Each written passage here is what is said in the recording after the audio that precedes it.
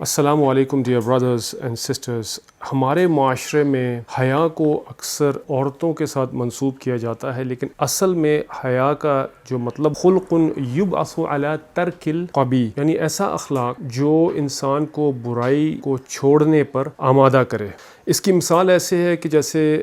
کوئی شخص کسی ادارے میں اس کو نئی ملازمت ملتی ہے، نئی جاب ملتی ہے، تو وہ ایک ایسا ادارہ ہے جہاں پر رشوت لی جاتی ہے. تو پہلے دن جب وہ جاتا ہے تو کوئی کسٹمر، کوئی بندہ آتا ہے اور آ کے اس کو کہتا ہے کہ میرا یہ آپ کام کر دیں، اور اس کو کچھ پیسے آفر کرتا ہے، کچھ روپے اس کو دیتا ہے. تو پہلا دن ہوتا ہے تو وہ ہچکچاہٹ محسوس کرتا ہے، اس کو شرم آتی ہے، اس کو حیا آتی ہے کہ میں اس سے پیسے لوں. تو اس سے غصے سے کہتا ہے کہ یہ جو ہے نا آپ رشوت اپنے پاس رکھیں، میں رشوت نہیں لیتا ہوں. لیکن وقت کے گزرنے کے ساتھ ساتھ آہستہ آہستہ جب وہ ماحول میں جیلن ہوتا ہے تو ایک ٹائم آتا ہے کہ وہ آہستہ آہستہ رشوت لینا شروع ہو جاتا ہے. پھر اس میں وہ حیا جو برائی سے اس کو روک رہی تھی وہ ختم ہونا شروع ہو جاتی ہے، اور جب وہ ختم ہو جاتی ہے تو اب ایک ٹائم ایسا آتا ہے کہ وہ کھل کے رشوت جو ہے لیتا ہے. اور جب بھی کوئی آتا ہے اس سے کسی کام کا کہتا ہے تو وہ کہتا ہے جی میں اتنے پیسے لوں گا، اور سب کے سامنے وہ پیسے رشوت میں لیتا ہے. اور ایسے بہت سارے ادارے ہیں جن میں میں خود بھی گیا ہوں، اور وہاں پر کھلم کھلا یعنی کہ رشوت لی جاتی ہے سب کے سامنے. ان کو نہ خوف خدا ہوتا ہے، نہ کوئی ہچکچاہٹ ہوتی ہے. تو اس میں وجہ کیا ہوتی ہے؟ وجہ یہ ہوتی ہے کہ جو حیا کا جو ایلیمنٹ ہوتا ہے وہ اس میں سے ختم ہو جاتا ہے. اس لیے نبی کریم صلی اللہ علیہ وسلم نے فرمایا جب انسان کے اندر حیا ختم ہو جائے تو وہ پھر چاہے جو مرضی کرے. تو حیا ایک ایسی چیز ہے جو انسان کو قبیح چیزوں سے روکتی ہے، برائی سے. کوئی غلط کام ہو، کوئی فحش کام ہو جس سے انسان کو وہ روکے، جس سے اس کے اندر ہچکچاہٹ محسوس ہو، اس کو حیا کہتے ہیں. حدیث میں نبی کریم صلی اللہ علیہ وسلم کے بارے میں آتا ہے کہ حضرت سعید خدری رضی اللہ عنہ نے فرمایا کان رسول اللہ صلی اللہ علیہ وسلم اشد حیاء من العذراء فی خضرها، یعنی نبی کریم صلی اللہ علیہ وسلم کے بارے میں فرمایا جاتا تھا کہ آپ صلی اللہ علیہ وسلم اتنے زیادہ حیا والے تھے کہ جیسے ایک کنواری لڑکی جو چادر میں لپٹی ہوئی ہوتی ہے، جو دوپٹے میں ہوتی ہے، اس سے بھی زیادہ نبی کریم صلی اللہ علیہ وسلم حیا والے تھے. جب ان کو کوئی چیز، کوئی برائی نظر آتی تو صحابہ کرام رضی اللہ عنہم اجمعین فرماتے تھے کہ آپ صلی اللہ علیہ وسلم کے چہرے سے ہی کو دیکھ کر ہم پہچان لیتے تھے کہ نبی کریم صلی اللہ علیہ وسلم کو فلانی چیز بری لگی. ایک کنواری لڑکی کی مثال اس لیے دی ہے کیونکہ ایک کنواری لڑکی جو ہوتی ہے وہ بہت زیادہ حیادار ہوتی ہے، زیادہ ایکسپریسو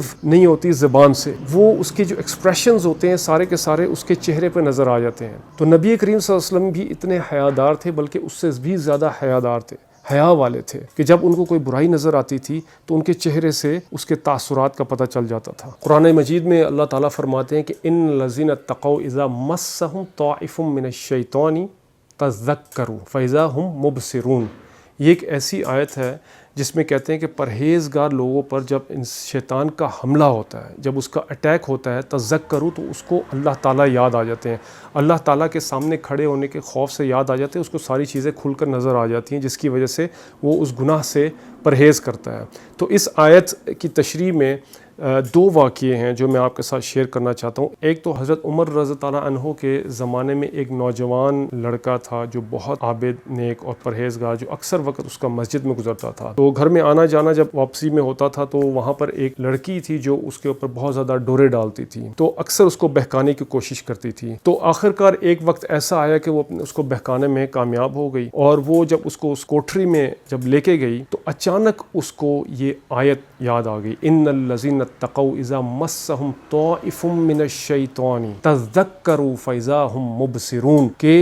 جب اس کو شیطان کا یہ حملہ ہوا تو تذکروا، اس کو یاد آ گیا، اللہ تعالیٰ کا خوف اس کے دل میں اتنا زیادہ آیا کہ اس کی آنکھیں کھل گئیں اور وہ اس خوف کی وجہ سے بے ہوش ہو کر گر پڑا. اور جب وہ دوبارہ ہوش میں آیا لڑکا تو اس کو دوبارہ وہ آیت یاد آئی، اور اللہ تعالیٰ کا اتنا خوف اس کے اوپر آیا کہ وہ شخص فوت ہو گیا. تو اس کے والد نے اس کو رات کو ہی دفن کر دیا. تو صبح جب حضرت عمر رضی اللہ عنہ کو جب پتہ چلا تو حضرت عمر رضی اللہ عنہ نے تعزیت کی اور پھر قبر پہ جا کے نماز جنازہ پڑھی، اور حضرت عمر رضی اللہ عنہ نے قبر کی طرف مخاطب ہو کر اس لڑکے سے کہا وَلِمَنْ خَافَ مَقَامَ رَبِّهِ جَنَّتَانِ، کہ جو شخص اللہ کے خوف سے، اللہ کے سامنے کھڑے ہونے سے ڈر گیا تو اس کو دو جنتیں اللہ تعالیٰ دو مرتبے عطا فرمائے گا. تو اندر سے اسی وقت آواز آئی کہ اس نوجوان کی کہ اللہ تعالیٰ نے وہ دونوں مرتبے مجھے عطا فرما دیے ہیں. یعنی حیا اس لڑکے کی جس پر شیطان کا جب حملہ ہوا اس حیا کو اس نے ختم کرنے کی کوشش کی، کیونکہ شیطان کا سب سے پہلا جو وار یہی ہوتا ہے کہ انسان کو بے پردہ کر دے، بے حیا کر دے، اور اس کو ایسے غلط کاموں کی طرف لے جائے جو قبیح ہیں، جو بہت برے ہیں، کبیرہ گناہ ہے۔ تو اس حملے کو اس نے ریزسٹ کیا۔ وہ ریزسٹ کیسے کیا کہ اللہ رب العزت کا خوف اس کے دل میں جب آیا تو اس خوف نے اس کی جان ہی لے لی، لیکن وہ شخص نے اپنی حیا کو لوز نہیں کیا، وہ با حیا ہی رہا۔ اسی طرح بڑی عجیب سی ایک حدیث ہے جس میں ایک عورت ہے جس کو مرگی کا دورہ پڑتا، اور وہ نبی کریم صلی اللہ علیہ وسلم کے پاس جاتی ہیں اور جا کے درخواست کرتی ہیں کہ یا رسول اللہ صلی اللہ علیہ وسلم، مجھے مرگی کا دورہ پڑتا ہے جس سے میں بے ہوش ہو جاتی ہوں، اور میں گر جاتی ہوں تو میرا سطر کھل جاتا ہے، میرا کپڑا کھل جاتا ہے اور میں بے پردہ ہو جاتی ہوں، تو آپ پلیز میرے لیے دعا کریں کہ اللہ تعالیٰ مجھے شفا دیں۔ تو نبی کریم صلی اللہ علیہ وسلم نے فرمایا، دیکھو میں تمہارے لیے دعا کرتا ہوں، اللہ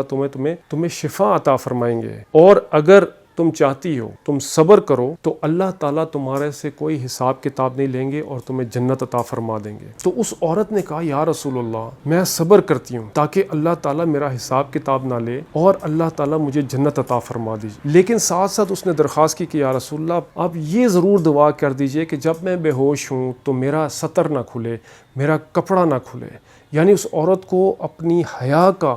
اتنا خیال تھا کہ اس نے کہا کہ یا رسول اللہ، آپ پلیز یہ دعا کر دیجئے کہ میرا جو ہے نا سطر وہ نہ کھلے۔ تو نبی کریم صلی اللہ علیہ وسلم نے اس کے لیے دعا کی، اور اس کے بعد جب بھی اس کو مرگی کا دورہ پڑتا تھا اس کا سطر کبھی نہ کھلا۔ تو شیطان کا جو حملہ ہوتا ہے، جو بہت زوردار حملہ ہوتا ہے، اس میں سب سے پہلی چیز وہ یہی کوشش کرتا ہے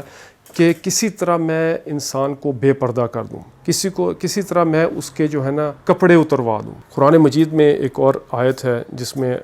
اللہ تعالیٰ فرماتے ہیں کہ وَقُلْنَا يَا آدَمُ اسْكُنْ أَنْتَ وَزَوْجُكَ الْجَنَّةَ وَكُلَا مِنْهَا رَغَدًا حَيْثُ شِئْتُمَا وَلَا تَقْرَبَا هَٰذِهِ الشَّجَرَةَ کہ اے آدم، آپ جنت میں رہیں اپنی بیوی کے ساتھ اور کھائیں پیئیں جو مرضی کھانا چاہتے ہیں، وَلَا تَقْرَبَا هَٰذِهِ الشَّجَرَةَ لیکن اس درخت کے پیچھے نہیں جانا۔ یہ آیت جو ہے نا ایک اصول ہے، وَلَا تَقْرَبَا هَٰذِهِ الشَّجَرَةَ، کہ اگر ہم اس چیز کو اگر اصول بنا لیں، وَلَا تَقْرَبَا کو، کہ اللہ تعالیٰ کہتے ہیں وَلَا تَقْرَبَا هَٰذِهِ الشَّجَرَةَ کہ اس درخت کے پاس نہیں جانا۔ اسی طرح جب ماں باپ کہتے ہیں کہ وَلَا تَقْرَبَا هَٰذِهِ السُّوقَ وَلَا تَقْرَبَا هَٰذِهِ الْجَوَّالَ یعنی کہ اس موبائل کے پاس نہیں جانا، فلانا کام نہیں کرنا، یہ نہیں کرنا، وہ نہیں کرنا، یہ ساری جو چیزیں ہیں نا تقربا میں آتی ہیں۔ تو اللہ تعالیٰ فرما رہے ہیں وَلَا تَقْرَبَا هَٰذِهِ الشَّجَرَةَ فَتَكُونَ مِنَ الظَّالِمِينَ کہ اگر آپ اس درخت کے پاس گئے تو آپ ظالمین میں سے ہو جائیں گے۔ اب جب یہ شیطان نے سنا تو اس کو تو موقع مل گیا، تو اس نے پھر کیا کیا، فوسوس الیہ الشیطان یا آدم،